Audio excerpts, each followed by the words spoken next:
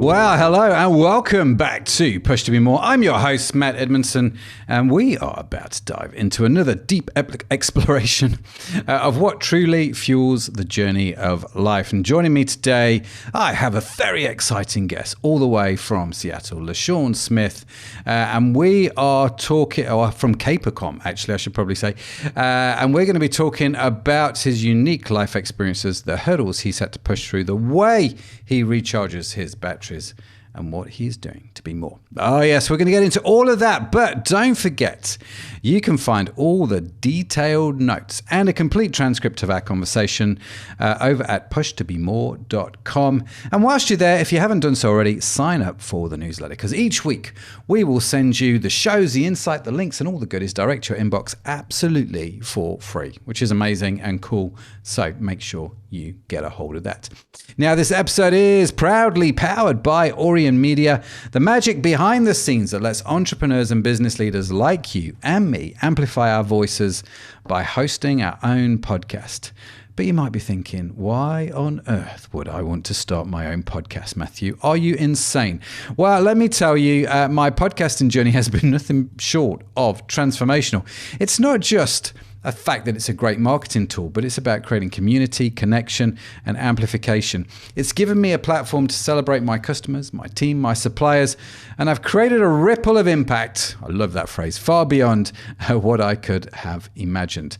And I get it, the technical stuff can feel daunting, setup, distribution, getting the tech right, understanding the strategy. Seems like a lot, doesn't it really?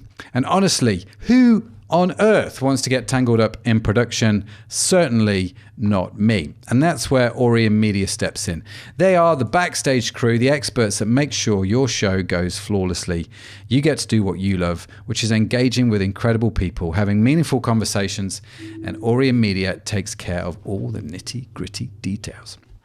So if you're wondering whether podcasting is the missing piece to your marketing strategy, and I probably think it is, it's time to have a chat with Orion Media. Check them out at orionmedia.com. That's AURION media.com. That is the amazing show sponsor. Let's talk about the amazing guests. Oh yes, by age 10. LaSean was coding on his, I've no idea what this is, but it says TRS-80MC10. Kickstarting. Okay, I missed that one. Kickstarting an epic journey that would see him rocking roles from the US Navy to Amazon's director of inspirational shopping, no less, and even executive producing 6 indie films. Dude, you have done it all. Now, as the brains behind the game-changing book, Values-Based Business Design, LaSean's mission is simple: supercharge your path to freedom and help you reach for the stars. And there is that song now singing in my head, LaSean, the Reach for the Stars. I can't remember the name of the Reach for the Stars. I don't know if that ever went across the ocean. I don't know if I'm familiar with that one, but maybe I'll know the melody of it. Maybe if I could sing, that would be helpful. But LaSean, welcome to the show, man. Great to have you on. How are you doing? Yeah, I'm great. Great to hang out, Matt. I am well. I'm here in surprisingly sunny Seattle. It's not always sunny, especially at this time of year, and we're squeezing in just a little bit more of summer. Fantastic. Well, make the most of it. Make the most of it. That's what I say. Have you always been a Seattle guy, or did you watch the film Sleepless in Seattle and think, I've got to go live there?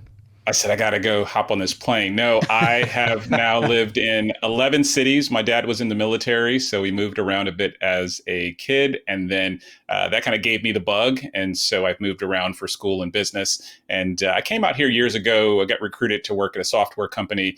And I just decided this was going to be the place I was going to slow down and set up shop. And so I really love this area because it's a great intersection of really intelligent people. So you can walk into a random coffee shop and, you're going to meet somebody who's probably going to give you a really interesting conversation. And even though, there are reports of all the crazy rain, the weather here is actually pretty nice, and the food is amazing. I have no doubt. And obviously the coffee has to be good in Seattle, I would have thought. It's like a requirement, isn't it? And you're wearing a Navy t-shirt. Was your dad in the Navy? He was in the Navy. I was also in the Navy. That's how I kicked off my career. I was on a mission thinking, I'm going to be a software developer or I'm going to do something in media. Those were the things that kept intersecting throughout my life. Mm-hmm. And I decided to kick off with the U.S. Navy. Plenty of great benefits, helped me, not graduate college with debt. And so it was a great kickstart. But I knew, I was going to kind of end up in the corporate world in some fashion and eventually in entrepreneurship. And did you get to see the world with the Navy? I didn't travel that much with the Navy, surprisingly. I was bouncing around in multiple places in the US, but as soon as I got out, I got a job at a few different startups and I did a lot of business travel. And then once I got to a corporate job, I worked at a company called Motorola that your younger viewers will never have heard of. But I had one. There you go. Made mobile phones back in the day. They're still around in some limited capacity. But because of the global supply chain, we had to go all over the place. And at a time where, the green Amex could kind of be spent on anything. So it was a great period of exploring the world on someone else's dime. And I met a lot of great folks. No doubt. Well, before we get into that, let's go to our sort of standard opening question. And then I want to dig into a few of these things, LaSean. But the question we like to ask all our guests at the start. If you could have the show's sponsored by Ori Media, right? Specializes in helping business leaders, entrepreneurs make meaningful connections by hosting a podcast. And I love it. I love hosting podcasts, get to talk to amazing people just like yourself. But if you had your own podcast and you could talk to anybody, past or present, as a guest on your show, the only caveat is they've had to have had a big impact on your life. Who would be on your guest list and why? Well, that's a fantastic question to kick off, first off. And if you see, for anyone who's watching this in the video version, you can see a ton of books in the background. I love to read. And I have this rule. You can't see my floor. There are many books on the floor. I have a rule that the book doesn't go on the shelf until I've actually read it. And so now I have this pile that's starting to attack me for things that I need to go get sorted. And but the reason I call that out is books, especially books that have stood the test of time, not the latest, business book that will be forgotten in 6 months, but, books from decades, sometimes over 100 years ago. What's powerful about those books is it takes many times 20 years of someone's experience and it kind of hones it into a very kind of compact vehicle. And so for about 8 hours of your time and $20, you get this huge lift. And I remind myself of that when, you ask that type of question, because I think all right, if I was going to interview someone, could I do a better job than their biography or something else that someone else has written about them? And I think how I would answer that is maybe very different than others, is that I really love talking to everyday people. Okay. And, where I focus today is helping people get over the hump of starting a business. That's where I get most energized. And growing up, I met a number of people in my neighborhood, family members who were, dreamers, who thought one day I'm going to go take this recipe and turn it into a thing. I'm going to take this furniture side hustle that I have and I'm going to start a furniture business, insert dream there. And almost none of them ever took any action. And I would go interview one of those folks to really understand more of the fears, the anxieties, the kind of, family responsibilities and other things that stop them. Because I, back to, what I do nowadays, I'm very interested and invested in this idea or concept of financial independence through business ownership. And so there's a lot of great famous people or other folks that, I could say, Steve Jobs inspired me for X or Jeff Bezos inspired me for Y and, all of these types of entrepreneurs. And I've had the good fortune to, interact with these companies, work at some of these companies. But I think the real conversation for me would be really around mindset and how we can shake the things that stop us from moving forward. And so one of those people from my old neighborhood, a good 2-hour conversation, kind of past that initial point and really dig deep, because I think listeners would hear some of the same challenges themselves. And that would be an episode that would really be a great kickoff. Wow, that is definitely, you're the first person to use that kind of answer, and I thoroughly love this. And so the idea of talking to everyday people to find out why they didn't take action yet, and understand that mindset and dig into that a little bit. What do you think they would say? What do you think would be some of the common things you would hear? Well, I look at it somewhat like sales. This is what I would guess, that, in sales, if you ask someone, why aren't you going to buy this today? Invariably, and this is fascinating research. I don't know if you've ever done sales, but the first excuse is rarely the truth. Yes. And so you need to get to the second, third, fourth excuse, and that's when you really unpack it. And so I would apply some of that same pieces, asking the 5 whys and really trying to get under there. You need to give someone, the psychological safety to know that they can be vulnerable in the conversation. So you need the right setup and environment so you can even get to the answer. But I think for some folks, they would, externalize the blame first. They would say, well, I have all these life responsibilities, or I haven't been able to raise enough capital, or I haven't met a co-founder, or like there'd be all these things that they would say. But if we kept the conversation going, I think most of them would say, I'm afraid to fail. I'm uncomfortable being uncomfortable. Or I've kind of backed myself into a corner with life's responsibilities, and the anxiety would be too high to take that level of perceived risk while also keeping up to my current responsibilities. And so, I think a lot of times you just got to keep probing to get to the piece. But so many of us struggle with that type of kind of decision paralysis or indecision. And I just think those could be some really interesting conversations. Yeah, I'm loving that. And in fact, as I'm writing it down, I wrote down this because I always take copious notes, LaSean, whenever I'm doing podcasts, because otherwise my brain goes to mush. But it's just super helpful to take notes. So that's why I'm looking down, by the way. I'm not playing cards. But it's one of those things. I wrote down that phrase, the 5 whys, which is a super powerful thing, isn't it? The 5 whys, which is for those, the 4 people on the planet that maybe haven't heard of what this is. It's basically just asking why 5 times. You ask a question, they give you an answer, and you just ask why 5 times, 5 different ways to there, and you just dig deeper, don't you, into the question. It's 100%. That would be a phenomenal podcast. You could call the podcast. I wonder if there's a podcast already called The 5 Whys. If not, yes, it's a great concept, right? I'm loving that. Just because, for so many reasons, if we get to the brass tacks, I fancy myself, I call myself a professional stoic.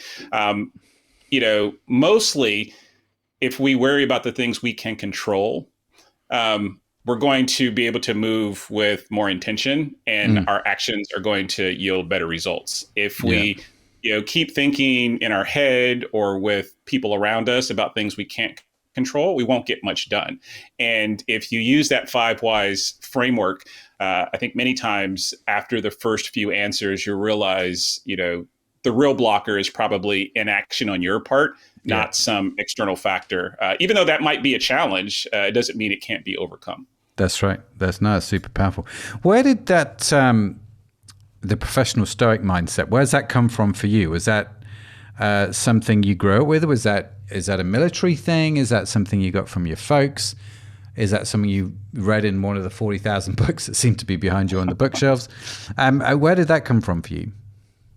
Well, when I first started to work, I got unimaginably lucky in that I was drawn to software development, and I showed up at the industry at a time where you just didn't have to be good at all to be successful, because the whole thing was new, and whoever was there was at the beginning.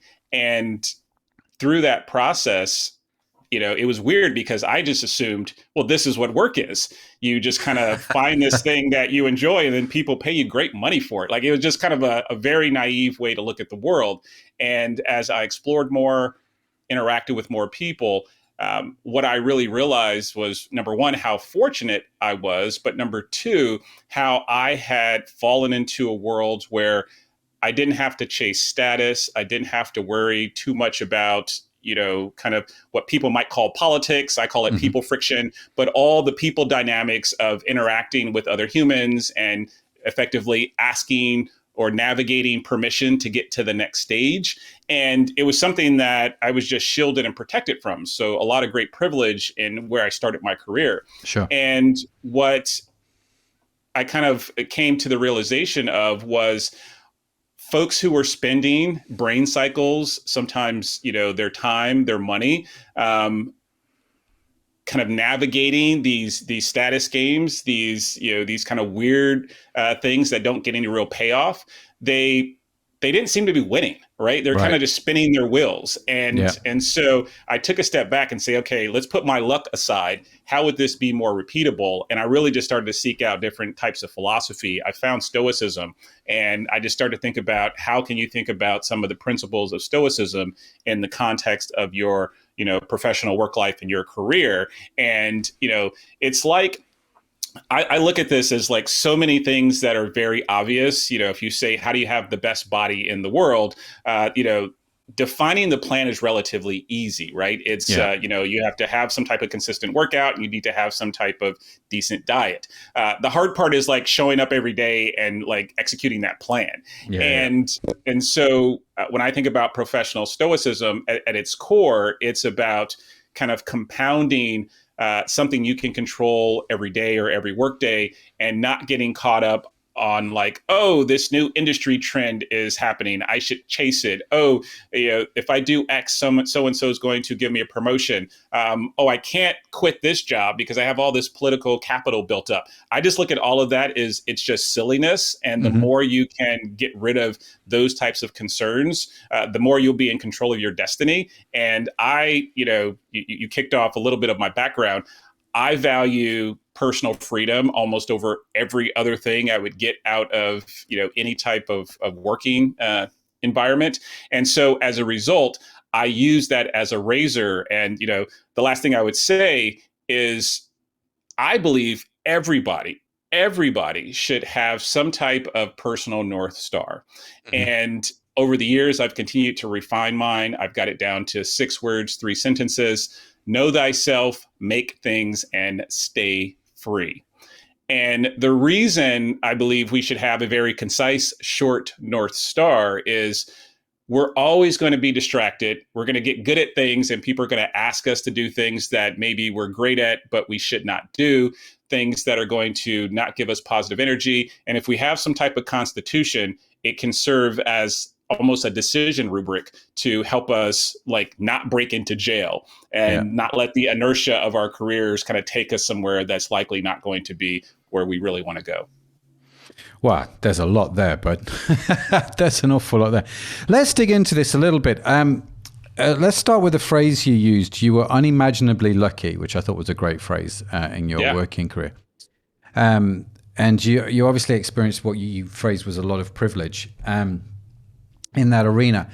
Where have you in your work not been unimaginably lucky, maybe unimaginably unlucky, or where have you not experienced privilege that's caused friction, roadblocks, challenge? So we know where it's gone well. Where's it not gone so well? Let's the juxtaposition is actually at some of the same points, which is, I don't know if that's ironic, but it took me a little while to recognize where I was slowing myself down. Okay. And at the core, while my parents really set me up for success in so many ways, on the flip side, they really came from a place of scarcity where, all right, if you get a little bit, you got to hold on to that, right? Yeah. And didn't think of the world through the lens of abundance.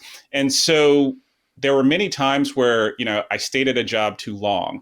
I had an idea and I didn't take the leap because I was like, well, what if, right?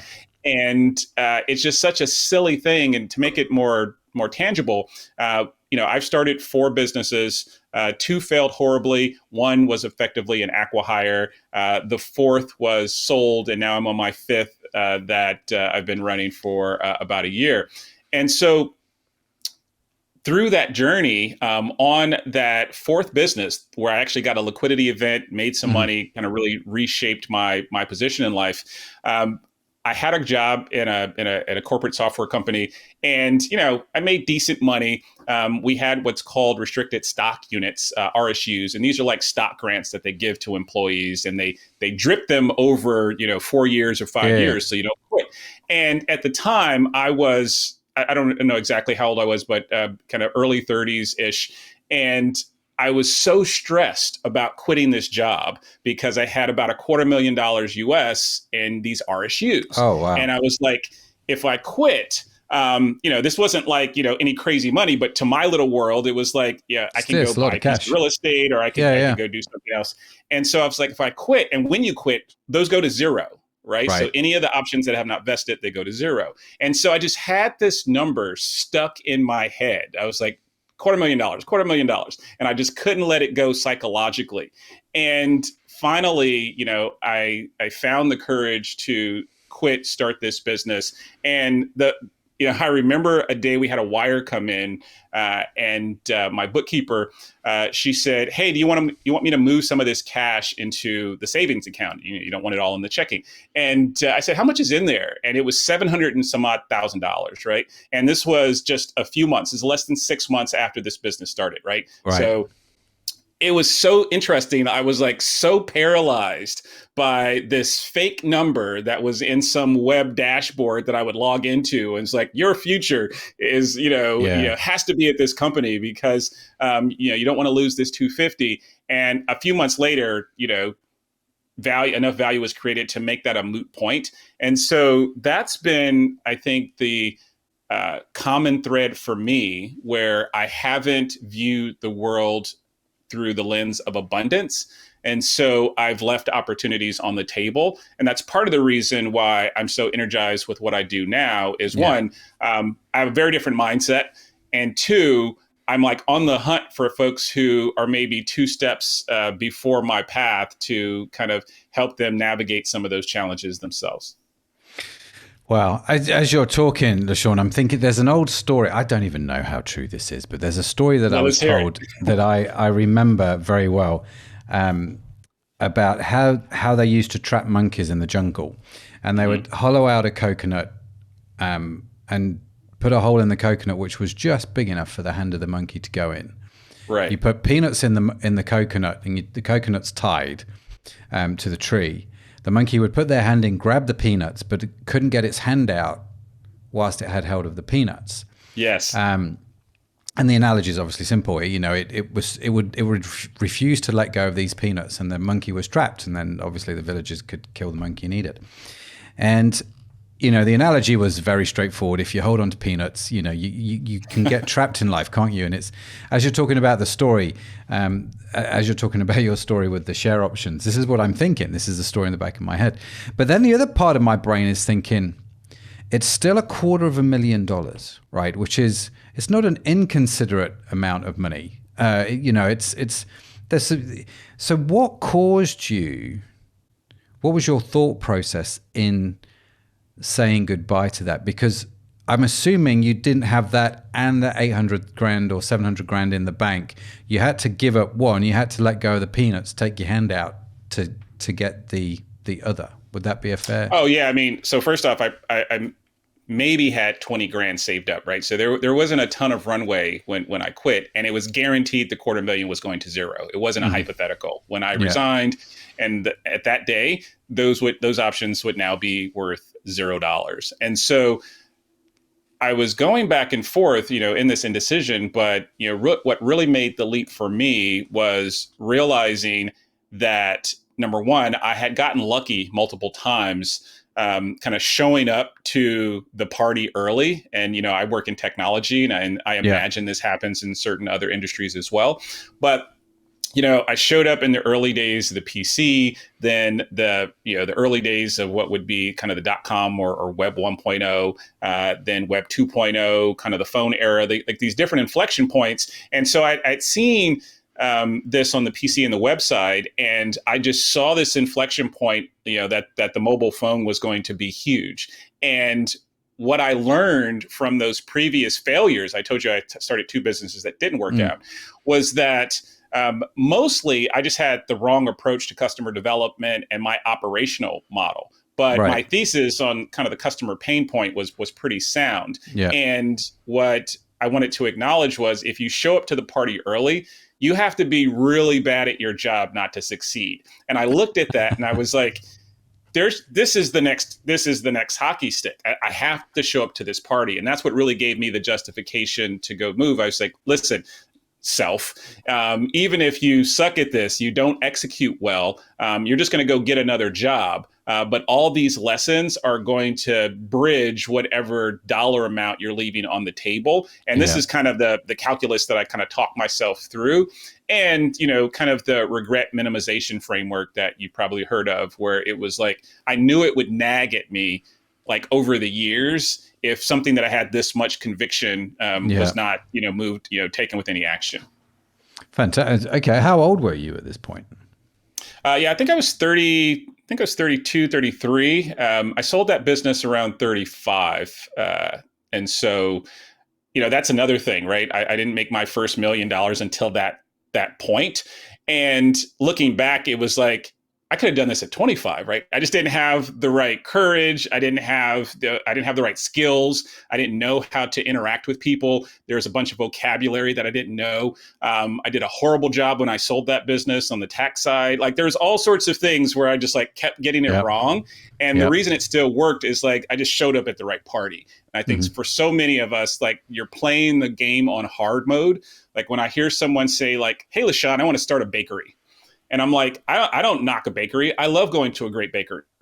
And what I try to get them to think through, though, is when you start this bakery, imagine your perfect day.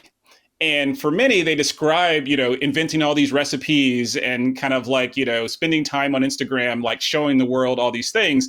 In reality, they're now a talent recruiter and a accountant, or someone who's always doing these books, and they're doing things that have nothing to do with running a bakery. And so really trying to help us understand, it's just if you want to show up to a party that is going to have you playing the game on hard mode, make sure you deeply, deeply are convicted about that particular path in life. And if so, you can go do amazing things. Everyone at the top of their game will be rewarded properly. But that was kind of my secret sauce, was just show up to a party where almost everyone could win because it was new. And then that way, as I fumbled along, I could still be okay.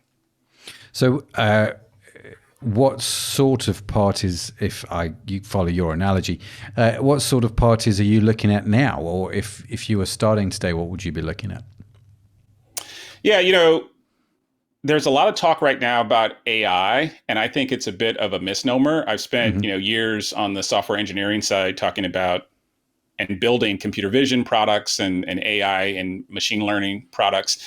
And it's easy for us to start the conversation there. I actually don't think that's the transformative part. I think there are two things that are being driven by that maybe are less obvious. Number one, if you go way back to the 1950s, 60s, there were manufacturing companies, supply chain companies, think of Coca-Cola at a bottling plant. And what they would do is have people with actual clipboards and stopwatches measuring all the points where the bottles would move through their manufacturing process. And they would find ways to go make it more efficient. And, over the years, we got into the 80s, 90s, a lot of that stuff got forgotten because computers showed up and, most people weren't starting manufacturing, type businesses. And what AI is doing is making people realize, if I want to use any of this AI stuff in my business, I have to understand my process. And so these old concepts from the 1950s and 60s are being brought back because many businesses just don't even have their processes documented, right? So step one, do you even know how your business works? And so I think that's the first piece, that once you understand that, it may not be AI that you use to make your business more efficient, but I love that AI is driving this conversation that until you get your process documented, you can't start the convo. The second piece is, in technology, it's very common that you have to effectively reskill or upskill, basically reboot your whole training and development every 2 to 4 years. And I think that's part of the reason there's a lack of empathy in the software industry when people start talking about, oh my goodness, AI is going to come for our jobs. And if you've worked in the software business, you're like, well, you just go learn a set of new things, right? Like it's so instilled and obvious. And then there's someone in a different industry who's been doing the same thing for 17 years. And that's like so, nerve wracking. And so there's just, I think, a lack of empathy there. And so when I look at, what the next thing is, I really believe that we're on a wave of hyper efficiency because small businesses, big businesses are going to start looking at business optimization again. It's going to be in vogue. And as a result, they're going to see all of these inefficiencies. A quick anecdote, for better or worse, whether you love him or hate him, when Elon showed up at X, formerly Twitter, there's a lot to be said about, firing all the layoffs that he made. Well, the more interesting thing that I've seen, if you dig deeper beyond the headlines, Twitter's growth, and there's something in consumer apps around kind of the maximum number of customers you can get in a certain window. And they had plateaued at that number around 2013, 2014. Right. And so they kind of like had most of the customers they were going to get, 10 years ago. Meanwhile, they kept growing, like that number was not true. And so we get into these growth cycles where all they had to really do is to say, all right, if we get back to the 2014 headcount number, we haven't done anything detrimental to the business. And there's so many businesses that are making those types of decisions, growing in a way that's unnatural, or on the flip side, they don't have access to capital. And they could serve a customer if they could just do more with the same set of humans that they have. And so when I think about AI, I think we have to go apply it to some use case. And for me, business process optimization is just going to be an unlock for business owners all over the world, whether you have a 2-person company, a 20-person company, a 20,000-person company. This is going to be the next thread. And then tactically, yes, technologies like AI, I think, will be used to go make it real. That's really interesting you say that, because I've taken the last 4 or 5 weeks off work. Same time every year, I take a chunk of time off, just unwind, just relax, sabbatical, whatever language you want to use, right? Yeah. And I came back, and I've been talking with the producer of the show here, the Sadaf, who you've met actually, talking with her, just reviewing all our processes in the light of AI. That's all I've done since I've been back the last 3 or 4 days. I was thinking, let's look at our business processes, and how can they be adapted, changed, made more efficient, etc. in the face of AI. So I think it's quite an interesting one, isn't it? Because every week, at the moment, it feels like what you can do with technology takes another big step forward. Right. And so a lot of those processes then can be updated, can be changed, can be thought about. So it's interesting you say that, and I'm inclined to agree. I'm intrigued to see where it all goes, with the whole. Yeah. Well, and just quickly on your particular point, I mean, because things are changing so rapidly, my thesis is that if a business owner doesn't have this process written down, they can't even make sense of all of this change, right? So in the podcast example, there's a couple of companies. Adobe is one, another company called Aphonic. What they do, they have an API that allows you to do some of your post-processing without your post-processor, your audio engineer, whoever you use. And it'll like remove the ums, and it'll do all these things. And it's very similar to many products out there like Descript or what have you. But what's different is there's zero human involved. You set your recipe, if you will, you pass it to this, and anytime you drop a new file in your Dropbox folder or whatever, it sends another file back. And that may or may not be useful. The quality bar may or may not be where it is. Like, there are many things to go look at. But if you don't look at your whole process and say, oh, here in post-production, we do X, we spend Y in time, Z in dollars, it's really hard to look at that. And it almost can feel like noise if you don't understand kind of what your customer business flow needs to look like in the first place. Yeah, exactly right. And I'm enjoying playing with those said APIs, LaSean. Yeah. It's not like, no, it's interesting. I sat down with Mark here at the company as our head of technical across all our companies. Really smart guy. Just looking at some of the things that you can now do, which is just phenomenal and fantastic. But and people say, well, isn't AI going to take our jobs, like you mentioned? And I'm like, well, I think it will if you're mediocre, actually. I think AI will get very good at doing a mediocre job for a lot of different industries. 100%. And if you're exceptional, I think you'll use AI to help you level up in a lot of ways. Well, another thing I'll insert here is I like to underscore the point, your job is not equal to your company's future.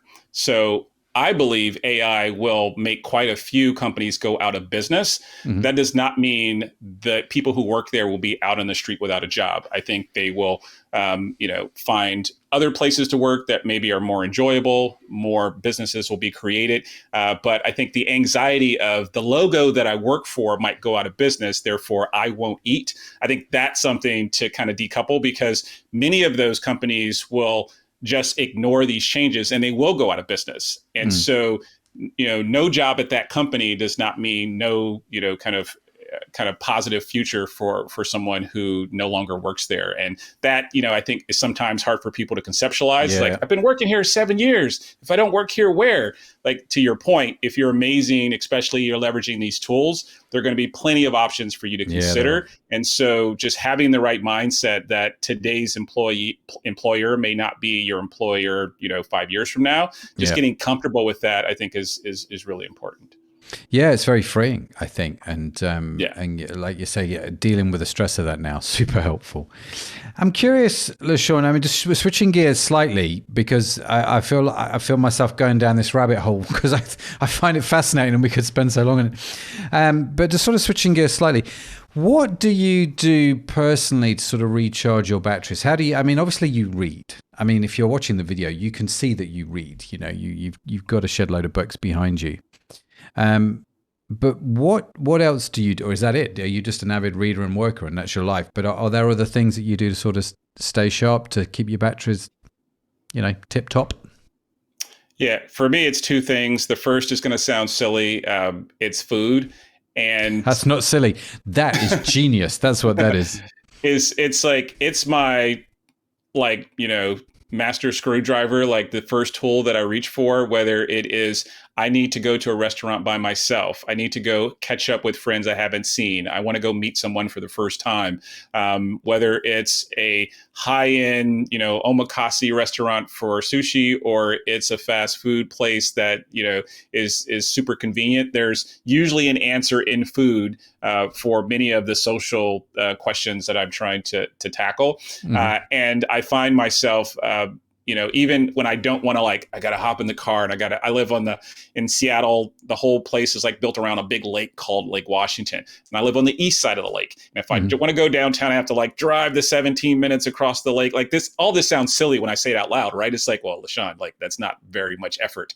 But in my brain, I'm I don't want to do this. But then after I sit down, I have the meal, I talk to this person, there's just an energy that comes out of it. And so food is so magical as part of my toolkit. The other piece is I really enjoy making things. And these days, what that really comes together as is I like to bring together different folks, whether that's people making a product. I really love helping people make media. I've made a number of films. And over the years, what I've learned about that gives me energy is the romantic part of being on a film set, I do not enjoy. It's like a logistical nightmare. You got to it's just, there's always something wrong, right? Because you have a director trying to get the best performance out of a set of actors. And while all that's going on, you also are there's a catering business going on because these people have to eat. You might be in some random place. It's where are the bathrooms? There's some location issue and you got to work with the city. Or it's just a hot mess all around. But like, why do I still get pulled into that? Because when you bring all of these disciplines and these creators of different, skill sets together, and you can make something unified, like I really get positive energy around that. And so whether I'm investing capital or I'm, playing a producer role where I'm kind of assembling these teams, I get energized and I'm ready to go back to software land when I do those types of projects. And so I call that making things. Others may have, a different way that they would describe that type of work, but food and kind of, helping others create, those are kind of my two levers that whenever I need to recharge, they give me what I need. Fantastic. I am 100% with you. Food with people, I've been married 25 years. My wife is amazing. And just about every night at our house, there's people around our dinner table who don't live in our house. There's Yeah. always people coming in and out of our house, which is great. And I love it. I recently invested, I say recently invested, maybe it was when I sold my company 2 years ago. I bought, a smoker, Traeger. They're called Traeger smokers. Yeah. And I never really cooked. I have to be honest with you. Been married 25 years, never really cooked. I could probably count on one hand the amount of food I actually cooked. I was just never good at it. And I bought this Traeger. Wow, dear Lord. That was it. I was gone. I was smoking everything. I was cooking everything, which was great. So I really enjoyed that. So you've got making things, which is cool. You make films. I make stuff out of wood. It's quite interesting. The final part of your North Star, which I thought would be good to sort of touch on. So you've got know yourself or know thyself, make things, stay free. Now, what do you mean by personal freedom? What does this stay free actually mean and look like? Yeah, if we get hyper tactical for me, and I like to preface all of these things as like, I'm a huge proponent of choose your own adventure in life. And so I'm not out saying you should follow LaSean's rule. I'm out saying, hey, if you see how random and weird my setup is, you should feel free to go like design your own version of the pieces of food on your plate. And so for me, very tactically, I found that like recurring business meetings, I cannot stand. So what I do is if I'm having an unstructured conversation that's not really work related, maybe I'm meeting someone for the first time, but I'm not selling them. They're not selling me. I'm on a podcast. I am, doing one of my coaching or mentoring sessions for free. Those I don't mind where those show up on my schedule, but all of my kind of work meetings, I only take them on Tuesday. And I don't have anything else on my calendar the rest of my week that I can't change up until the last minute, barring just being respectful, if there's somebody that I'm connecting with and I don't want to bail on them. But I find that as soon as I let my schedule get filled in by the noise of recurring work meetings, it's the least happy time in my life. And every time, I've gotten to, about 120, 150 person organizations I was managing, I was like, why am I so miserable? At the same time, my manager is like, LaSean, you're amazing. We want to get you to, so-and-so level. Like we see a future where you're managing 1,000 person org and blah, blah, blah. And I'm like, this job sucks. And so for me, I just love the agency of being able to say, I'm getting up this morning, I'm going to do whatever I want. If I stay up super late, I'm trying to do better with sleep, but I can just sleep in. I'm not like, oh my goodness, I have to get up and I have to be somewhere. And so, kind of true control over our calendar. That's the number one thing. And then number two is I don't make any long-term commitments anymore. And so if, you think about someone who has a job or someone who has, any type of life commitments professionally where it's like, oh, in 3 months I have to do X. I don't have any of those. Right. And what that allows me to do is I can take sometimes a whole week. Well, I'll go read not just books, but really boring like PDFs from PhDs of like written something. And when I was working a regular job, I could just never make either the calendar time or the mental time. Like, just because you have the time in your calendar, you can be so drained from some other type of work that you can't get into the place where you can actually connect the dots. And, as they say, you don't really learn something until it forces you to change your behavior. Otherwise, you're just accumulating knowledge. And so for me, freedom is really about all of this. And then lastly, it's the ability, because of all of those things, to be able to move around the planet. And so, for instance, I have a trip that I'm taking next week to Southeast Asia, and we had to move things around, and some dates got bumped, and it was just no stress. It was like, okay, this was going to be Tuesday, now it's Thursday, and it didn't matter because there was nothing to move. And so, I believe that there's so much untapped potential in people if they can just get a taste of that level of freedom. But for me, I'm willing to have less status, make less money to preserve that. And I find every time that I protect that, I just make more money. And so it's just a really interesting thing where the thing that I used to chase is now a byproduct by really protecting this thing I call personal freedom.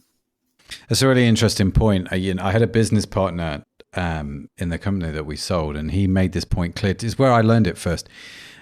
He would surf a lot. And he would encourage me, Matt, go out, surf, walk, do whatever. I'm like, but dude, I'm supposed to be running this company over here. What's it going to look like if I go and do surfing or whatever? He's like, trust me, if you've got a question, you got a problem, and you need to wrestle out an answer, and it's just not helping. Nothing seems to be happening. Get out on a surfboard, man. By the time you come back in off those waves, you'll know the answer. And it's just that it's just really interesting, isn't it? When you create space like that. For some people, it's they exercise, they do a sport, they listen to music, they make music, like whatever it is. I think most of us know what that could be. And if not, that's worth an exploration. But yeah, it's this kind of time with yourself. It's like a 10x version of, time in the shower, right? Like you just get this space where your brain can just be settled, and it's almost meditative combined with like this hyper productivity where you're kind of in the flow of solving your own problems and the ideas spark. And so, however people get there, I think it has to be part of your toolkit if you want to have a sustainable kind of path on whatever you're chasing. Fantastic. Listen, LaSean, I'm aware of time, so I'm going to ask you this question quickly. We like to do the question box in every podcast, right? Now, sure. I said to you at the start, I don't actually have the question box with me. I'm in a different studio. So what I've done is I've gone to ChatGPT, and ChatGPT has given me 10, and I quote, thought-provoking questions. So if you give me a number between 1 and 10, we will dive on that question. Let's go 7. We feel lucky. Number 7, the very biblical number. How do you define success, and has that definition evolved for you over time? Well, I won't reiterate the North Star, but for me, success is competing against myself. And I won't get into the details, but I created this structure that I share with folks that I mentor called a life map, and it has 6 steps: become valuable, build new relationships, generate income, from there stay liquid, buy assets, and then stay free. And when you're free, what can you do? You can spend more time with your friends and family. You can improve your health. You can, do volunteerism, charity. You can start a new business without any LPs or investors. Like, there's all sorts of things that you can do. And I find that having a structured process, the same way I think about business process, having a structured process where you're like, this is my destination and here's my work back to get there. I just think it makes it a lot easier, both for you to execute every day, judge if you're spending your time right, but also, and this is super important, we know this, but don't always do it, to make sure we have the right people around us who are in service of that destination. And if you don't write it down, it's kind of hard to assess, are these the right cheerleaders around me? Fantastic. I love that phrase, I'm competing with myself. It's a great phrase. Listen, LaSean, I've thoroughly enjoyed the conversation, man. It's been, likewise. And I feel like we're just getting started, as I always do with great podcast guests. If people want to reach out, if they want to connect with you, if they want to find out more about what you're doing, what's the best way to do that? The easiest way is old school email. The email address is grow, GROW, at Kager.com. That's gr.com, or you can just reach me on Twitter. I'm at LaSean. DMs are open. I don't charge for coaching, but if anyone is interested in this idea of making your business more efficient, I'm happy to do a free 30-minute convo. And really what I get energized again is about someone who is trying to figure out how to make the leap, or they made the leap and they need to get things more efficient. The reason I make time for those individuals is, one, I want to kind of give back, but two, selfishly, I want to figure out, is there a piece of software my folks can go create to go solve that for people like the person I'm meeting with? And so anyone who wants to have those types of conversations, I invite, and would love to have the chat. Fantastic. We will, of course, link to LaSean's information in the show notes, which you can get along for free with a transcript at pushtobemore.com. And of course, if you sign up to the newsletter, it's going to be coming to your inbox. Sean, listen. LaSean. Appreciate you being on the show, man. Genuinely loved it, and really fascinating some of the stuff that you've discovered and come up with. And it sounds phenomenal. And so looking forward to staying in touch, finding out more. But genuinely, thanks for coming on. Yeah, great for the conversation. Well, there we go. Another fantastic conversation. Huge round of applause again for LaSean for joining us today. And a huge thanks, obviously, to today's show sponsor, Orient Media. For all you change makers out there contemplating podcasting as your new vehicle of expression and connection, definitely connect with them at orientmedia.com and contact LaSean if you want to make movies. It seems like a good split there. Now, remember, keep pushing to be more. Don't forget to follow the show wherever you get your podcast from, because we've got some more seriously great conversations up our sleeve, and I don't want you to miss any of them. And in case no one has told you yet today, let me be the first. You are awesome. Yes, you are. Created awesome. It's just a burden you have to bear. LaSean has to bear it. I have to bear it. You've got to bear it as well. Now, Push to Be More is brought to life by Orient Media. For transcripts and show notes, swing by our website, pushtobemore.com. Big kudos to the team that makes this show possible, including who I was talking about earlier, Sadaf Bainon and Tanya Hutzalek. And of course, a huge shout out to Josh for our incredible theme music. So, from LaSean and from me, thank you so much for joining us. Have an awesome week. I'll catch you on the flip side. Until then, keep pushing. Bye for now.